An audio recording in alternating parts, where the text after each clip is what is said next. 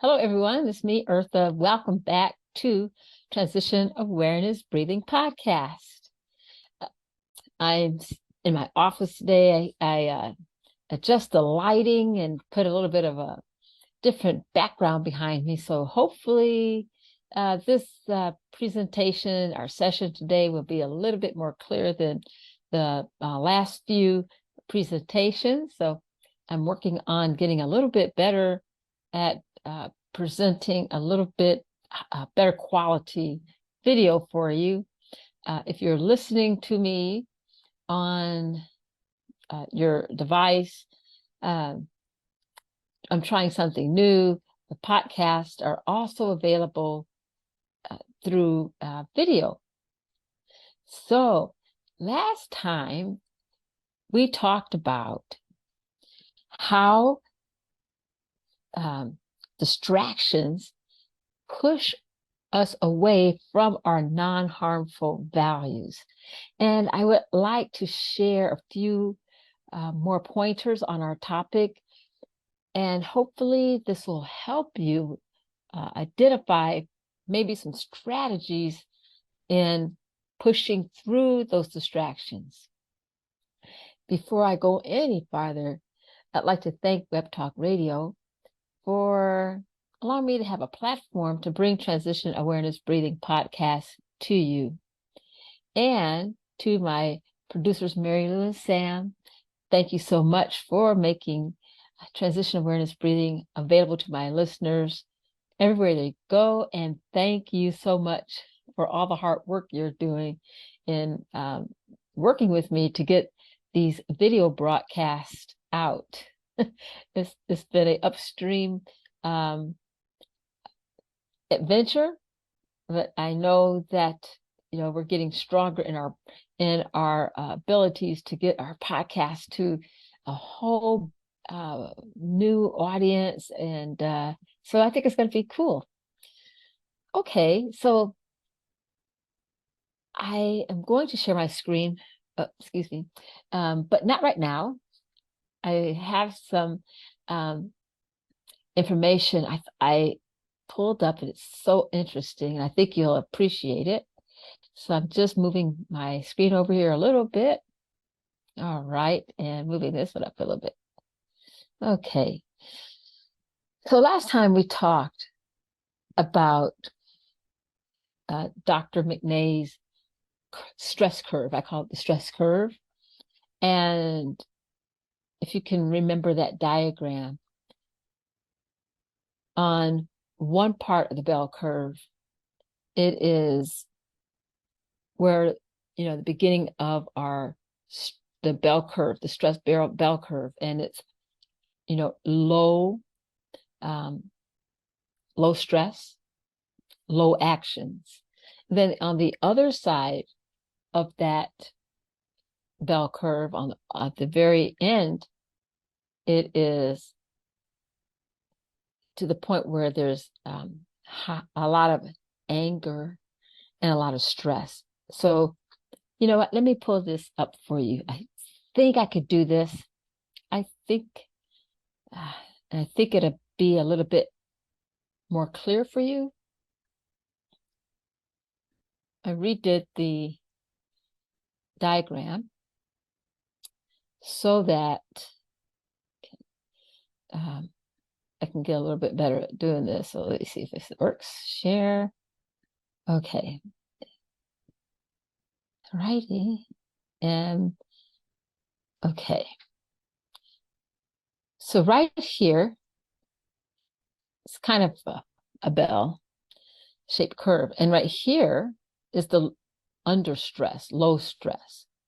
And actually, there's not a lot of stimulation going on, and we're not really involved in life. And this under stress, it could be an issue. We need, according to Dr. Nay's diagram, and I agree with this, that it makes sense that we do need some stress in our lives. We cannot continue and survive without a little stress. Stress is what keeps us motivated, learning, curious, and discover. And so here, as the bell curve begins to reach its peak, is the best point. It's a productive, it's a healthy point. Okay. The stress is not overcoming us, it's not causing any physiological harm. If we maintain that stress and it continues to go up to a high level, then the body begins to process the stress, and it's a chronic stress, or the chronic stress causes the body to have high blood pressure, diabetes. These are all chronic medical conditions, or anxiety. So it's right around here, this point right here, where we tip over into physical and psychological responses that may not be productive or positive. And at this point, we're overstressed. And when we get down to this point, is what I was speaking about, is when we get into anger and violence. And certainly within this area, I would refer to this as harmful judgments, participating in harmful values, harmful physical behavior around in this area. That's my opinion. It's Eartha's opinion. Okay. So we're going to continue on with our discussion, and from a mindfulness perspective, and pay attention and bring our awareness to what goes on with our body when we're from this point to this point. We go from best to here, a little bit before high. What are we noticing with our emotions? What are we noticing with the movements of our body? What are we noticing with our breathing? And this takes a conscious effort to pay attention, because oftentimes we go from here to here and we're not even aware that we may be overstressed. Okay, so I'm going to stop sharing this. Stop sharing my screen. Here we go. All right. And hopefully that was, you can see that, because I had a problem with sharing my screen. Okay. Then I'm going to bring my notes up here. There we go. So let me share a little bit of a scenario. Have you ever been to the doctor and, for a sports physical or physical examination, and they check your reflexes? They may take a little hammer and they tap your knee or your elbow, and the limb moves, and no matter how much you try not to have that limb move, it moves, because the provider is clicking on a tendon that triggers that reflex. Even if you're thinking, I'm not going to move, I'm not going to move, they're not going to trigger my reflex. Remember, our reflexes is an uncontrolled response. What's another reflex? Breathing is a reflex. The dynamics of the breath and how the body responds to the breath. If the oxygen is not enough, the body responds by trying to take in more air. Here in our mindfulness and relaxation breathing and awareness, we want to improve the quality of how we're taking our breath and when we're taking the breath. But if we try to hold our breath, the body's going to respond, and it's going to try to take our breath if there's no other medical conditions that's preventing us from doing that. So if we can be aware that our reflexes is an uncontrolled response, can we really kind of use that towards our response to stress? Our response to stress is a choice. It's not a reflex. If you're driving on the highway and someone cuts in front of you, and you decide to let them have it with all kind of crazy words and, just letting it out. That's a choice. It's not a reflex. If you're standing in line and, someone cuts in front of a person in line and all of a sudden, they have to call the store security because, all kinds of interesting behavior is being exhibited as a choice. And what happened is they have passed over towards the point of the overstress. And oftentimes, usually when a person, when they've gotten to that point, there's probably an accumulation of things building up. It's just not that one thing. So what do we do from this? How do we get ourselves back into calmness? One thing that I would suggest is to recognize what is fact and what is perception. The fact, okay? The fact. Someone cut in front of you, okay? The fact.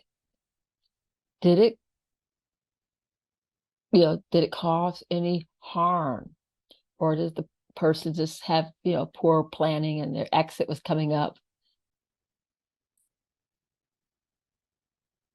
Now, if it's a response where that person saw I was here and they cut over and they're about to, take me out, that's a perception. Because we don't know what that other person's, what's on their mind, what distractions. Does it make it right? Does it make it wrong? Because we're talking about non-harmful judgment. And what we're trying to do is to keep ourselves from going into that overstressed zone.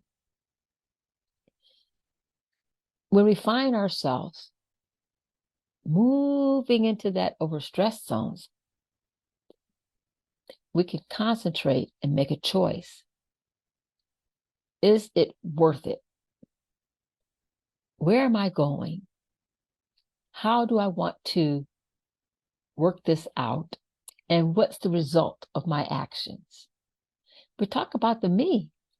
We're going to talk about ourselves, not the other person. When we look at our mindful qualities, we're looking at how is the event affecting our patience? How is this event affecting our openness and our trust and our acceptance? If you could, for a second, kind of step outside of yourself and look at yourself, what would you see? One other thing is I encourage my students to use is a scale. And I think I talked a little bit about that last time. When we see ourselves building up, past that healthy best point of stress, kind of gauge ourselves, on a scale of 0 to 10, where are you at? Hey, I see that I'm growing up to a level 7. Okay, so what am I going to do? Or am I just going to allow myself to hit that 10 mark? That's a choice. That's not a reflex. And how much energy is it going to take to recover from that point of being a 10? How much time do you have to recover from being overstressed? If the blood pressure is going high, if the blood sugars are going high, if the anxiety, how much time do you have to recover? How much investment? Or can you think about being a steward of our emotions, just like a steward of our bank accounts? And instead of putting all of our response to the stress and just put it all in that, like that 10, maybe using our expressions of how we're feeling. This is making me very angry. This is testing my patience. I know that I want to be respectful to this person that's stepping in front of me in a line. However, I know I'm not able to do that right now. And you take a breath and maybe count and then respond. So we're going to stop, and then we're going to breathe and then respond. And remember, whatever the result of how you're dealing with that situation is going to be what you take away from that situation. It's going to be your gift. It's going to be your package at the end of the day. So that's the way I kind of think of it. And once you make a decision and you make a choice, if your choice is to go to the overstressed, and the result is the body's response psychologically or physiologically, the anxiety, continually to wear on the body, how are you going to recover? You see, but now we're getting all into different, one little situation is going to affect the whole evening or the whole day or the whole week. So finding that point where it's the best stress and we find ourselves moving towards that overstress, we could do things. It's a choice of what we do. What can we do? And that's what we're talking about, because we want to prevent, and from a health awareness standpoint, do some preventative actions that can save our energy and bring us to calmness so that we can respond in a calm fashion, and not waste a lot of our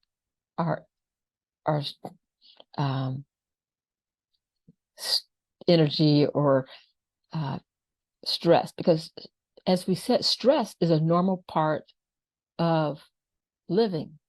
It helps us protect ourselves in a response, that we have to think fast, we have to act fast. And one thing, we want our minds to be clear so that we can make the safest action that we can.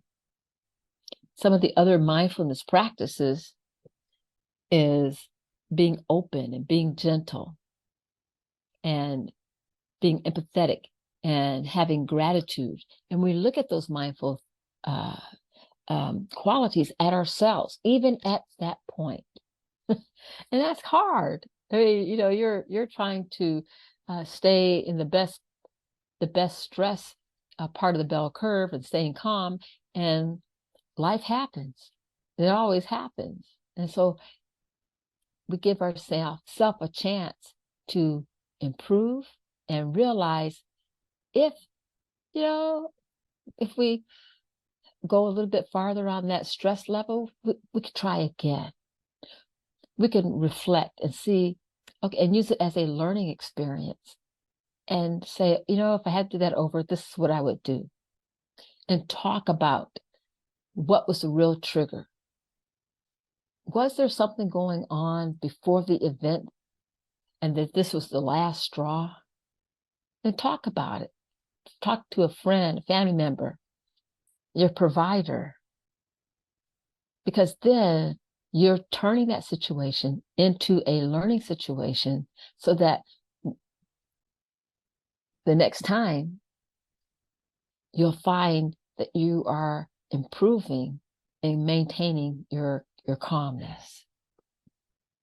Well, I hope that was helpful for you. I was going to show you one other slide, but I think I'm going to save that for next time.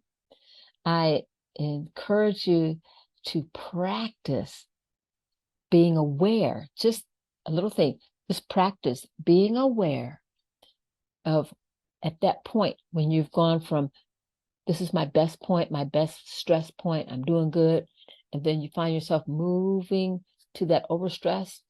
Pay attention to what your body is doing. How is your body responding? Okay. So that's the takeaway from our session today. I look forward to talking to you again next time. And I encourage you to look out for my new book that will be coming out as an ebook. It's on July the 7th. The hard copy will be following. I'm working on some of the final edits on that.